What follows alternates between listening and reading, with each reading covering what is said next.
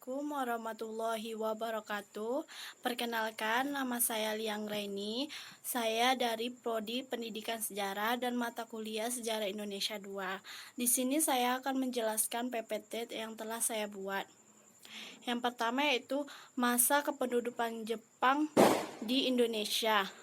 Pendudukan Jepang di Indonesia dimulai di tahun 1942 dan berakhir pada tanggal 17 Agustus 1945 bersama dengan proklamasi kemerdekaan Indonesia oleh Soekarno dan Muhammad Hatta atas nama bangsa Indonesia. Selanjutnya, masa kependudukan Jepang di Indonesia. Proses masuknya yang pertama, di bulan Mei 1940, awal Perang Dunia Kedua, saat itu Belanda diduduki oleh Nazi Jerman. Yang kedua, di bulan Juni 1941, dan Jepang pun mulai melalui penaklukan Asia Tenggara di bulan Desember pada tahun itu.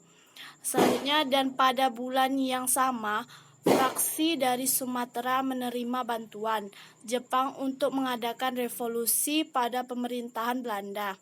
Selanjutnya itu pasukan Belanda yang terakhir dikalahkan oleh Jepang yaitu pada Maret 1942.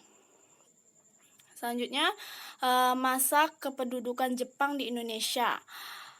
Kehadiran masyarakat zaman Jepang di kehidupannya yaitu aspek sosial. Aspek sosial ini, pemerintah Jepang saat itu mencetuskan kebijakan tenaga kerja Romusa. Romusa adalah sistem kerja yang paling kejam selama bangsa Indonesia ini dijajah. Aspek budayanya, pemerintah Jepang pernah mencoba menerapkan kebudayaan memberi hormat ke arah matahari terbit kepada rakyat Indonesia.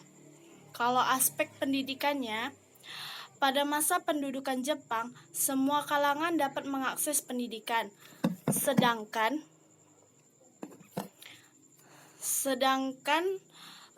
masa Hindia Belanda hanya kalangan atas atau bangsawan saja yang dapat mengaksesnya. Selanjutnya itu aspek ekonomi. Sewaktu Indonesia masih di bawah penjajahan Jepang, sistem ekonomi yang diterapkan adalah sistem ekonomi perang. Selanjutnya aspek politik dan militer.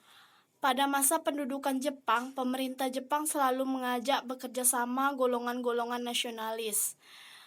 Selanjutnya yaitu masa kependudukan Jepang di Indonesia. Perlawanan rakyat. Yang pertama yaitu perlawanan Chot Pling. Yang kedua peristiwa Singaparna. Yang ketiga peristiwa Indramayu. Yang keempat pemberontakan Tengku Hamid. Yang kelima perlawanan peta di Blitar pada tanggal 29 Februari 1945.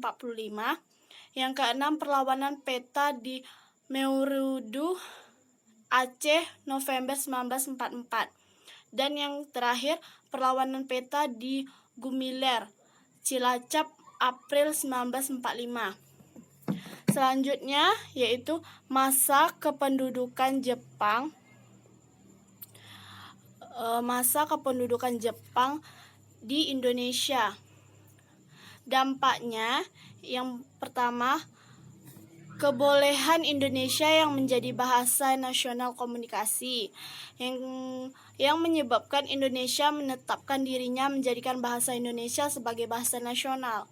Yang kedua, Jepang mendukung anti Belanda sehingga mau tak mau mereka mendukung nasionalisme Indonesia. Salah satu penolakan pengaruh